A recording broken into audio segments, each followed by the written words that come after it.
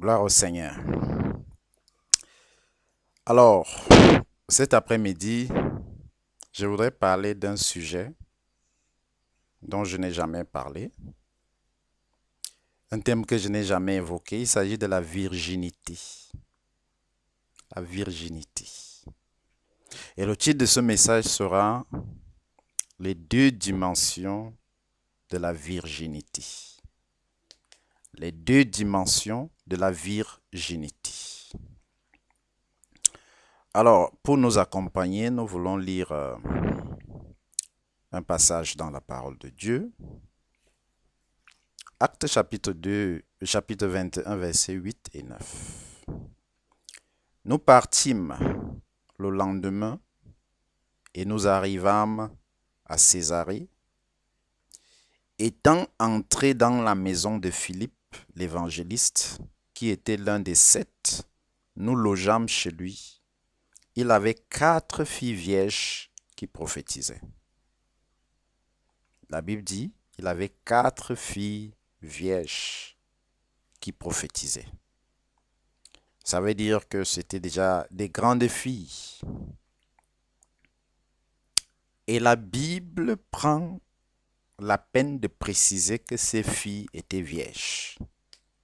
La première dimension de la virginité dont je veux parler, c'est ces femmes, ces filles qui n'ont jamais couché avec un homme. C'est ça la première dimension de la virginité.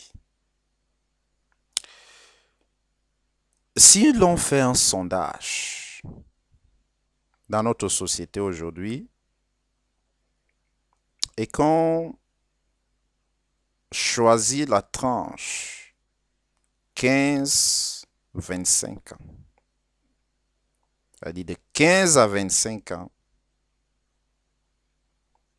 et qu'on cherche à savoir sur 100 filles, combien sont encore vierges, je crois que chacun d'entre nous peut déjà imaginer le résultat. Aujourd'hui, la société dans laquelle nous vivons veut nous faire croire, veut nous imposer une certaine manière de penser, une certaine manière de faire. On veut nous faire croire que si une fille reste vierge jusqu'au mariage, c'est qu'elle a un problème.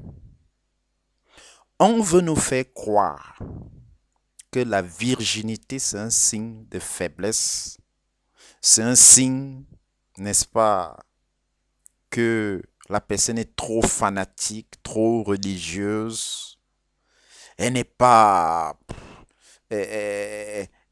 à jour par rapport à l'évolution de la société. On veut nous faire croire que la virginité, c'est des choses de l'époque. Et dans les séries télévisées, dans les dessins animés, dans les films, nous voyons des petits enfants, des petites filles et des petits garçons qui parlent déjà de petits amis, qui parlent déjà de copains et de copines. Nous voyons dans notre société aujourd'hui des petits enfants qui achètent des préservatifs. N'est-ce pas? L'immoralité a été vulgarisée, a été normalisée, c'est-à-dire que c'est comme si c'était quelque chose qui était réglementaire. Et si une personne décide de vivre à contre-courant, c'est cette personne qui est plutôt regardée d'une mauvaise manière. Mais si la loi, si la société dans laquelle nous vivons, si notre culture, si nos traditions ne trouvent en ça aucun problème, est-ce que nous nous sommes posé la question de savoir ce que pense le Créateur? À votre avis, cher ami, qu'est-ce que le Créateur aurait souhaité par rapport à une jeune fille et un jeune garçon avant le mariage? que Dieu serait content qu'un enfant puisse perdre sa virginité avant le mariage? La réponse est oui. La réponse est qu'il ne serait pas content. Il ne serait pas content. Parce que Dieu a prescrit des standards de moralité dans sa parole. Il n'est pas un Dieu impur. Il n'est pas un Dieu souillé. Et il ne voudrait pas qu'on se souille dans des rapports sexuels illicites, dans la fornication, dans l'adultère. Je ne suis pas venu insulter les filles qui ont perdu leur virginité, non. Je ne suis pas venu leur dire qu'elles n'ont plus de place dans l'église non plus. Je ne suis pas venu les condamner, je ne suis pas venu les juger. Si une fille a déjà perdu sa virginité, c'est quelque chose qui est irréversible. On ne peut pas la condamner pour ça. Mais je suis venu m'adresser à ces jeunes filles, à ces jeunes garçons qui sont encore vierges.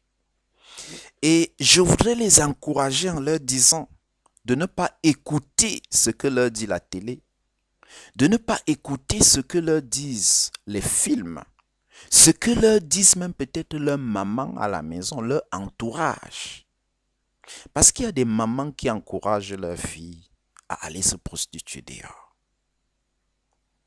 Mais je suis venu les encourager pour leur dire que Dieu est d'accord avec elles si elles décident de rester vierges jusqu'au mariage. Quels sont les avantages à rester vierge?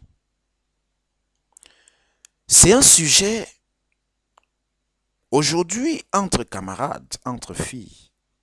Si une fille dit je suis vierge, vous imaginez comment on va la regarder, vous imaginez comment on va la traiter, vous imaginez comment on va la considérer.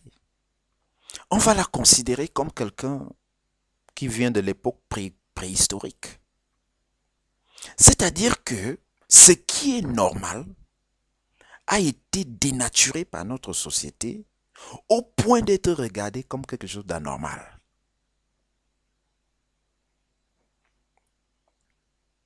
Mais Dieu ne change pas et sa parole ne change pas non plus.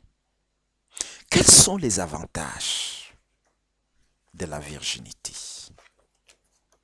Lorsque vous êtes vierge, premièrement, vous avez cette fierté en vous-même que vous ne vous êtes jamais souillé.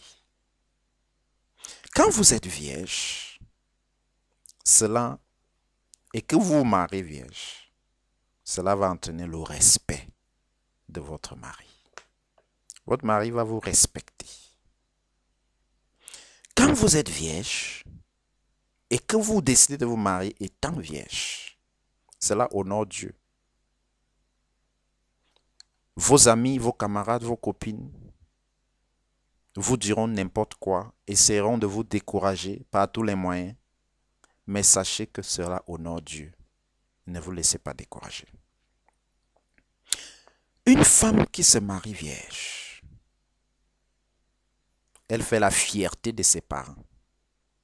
Ses parents sont fiers parce que sa fille se sera conservée pure pendant toutes ces années sans être entraînée par le vent de ce monde.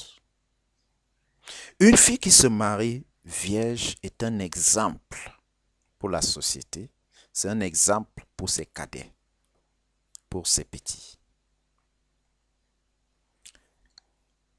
La société dans laquelle nous vivons, parce que la Bible dit que le monde entier est sous la puissance du diable. Et le diable manipule les médias, les dessins animés, les films, les comportements, les habillements des journalistes à la télé. L'immoralité a rempli notre société au point où ceux qui décident de rester moralement purs sont calqués de fanatiques Ils sont calqués, on les appelle du nom Jésus. On dit tu veux être Jésus, tu veux être la Sainte Marie. Ne vous laissez pas décourager, chers amis. La deuxième dimension de la virginité, c'est ceux-là qui ont certes perdu leur virginité en ayant déjà couché avec un ou plusieurs hommes, mais qui, après avoir reçu le Seigneur, décident de s'abstenir des rapports sexuels jusqu'au mariage. Cette forme d'abstinence n'est pas de façon absolue la virginité, mais spirituellement parlant, c'est une forme de virginité. La Bible dit que Dieu ne tient pas compte des temps d'ignorance. Tout le monde n'a pas reçu l'évangile étant vierge. Il y en a qui vont recevoir l'évangile après avoir déjà vécu dans le monde. Mais si vous recevez l'évangile, la Bible dit que pour tous ceux qui sont en Christ, les choses anciennes sont passées. Il est devenu une nouvelle créature. C'est pour ça que Paul, dans Éphésiens chapitre 4, tout au long du chapitre 4, il enseigne les chrétiens pour leur dire quelle doit être leur nouvelle façon de vivre après qu'ils aient reçu le Seigneur Jésus-Christ dans leur vie. Une femme, un homme qui accepte le Seigneur, décide de se maintenir dans la pureté sexuelle, évite la masturbation, évite les relations sexuelles, évite toutes sortes de flirts et d'un vierge ou une vierge morale, spirituellement parlant. Et je crois que ce serait la fierté de chaque homme de savoir que cette femme que je suis en train d'épouser s'est maintenue pure, s'est gardée pure depuis qu'elle a connu la vérité. Elle n'est pas une femme facile.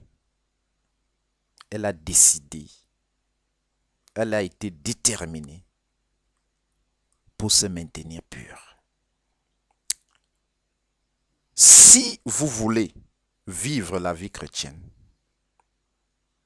vous devez ramer à contre-courant par rapport à la société dans laquelle nous vivons. Jésus a dit, si quelqu'un veut me suivre, qu'il se charge de sa croix et qu'il me suive. La Bible dit que nous ne devons pas vivre comme les païens. Ça veut dire qu'un chrétien doit être différent des païens. Dans sa façon de parler, dans sa manière de vivre, dans sa sexualité, même dans son comportement. Je voudrais féliciter toutes les filles, tous les garçons qui jusqu'ici sont vierges. Je voudrais les encourager à continuer dans la même lancée parce que Dieu est fortement honoré. Il ou elle honore la foi chrétienne, honore leur famille et s'honore elle-même.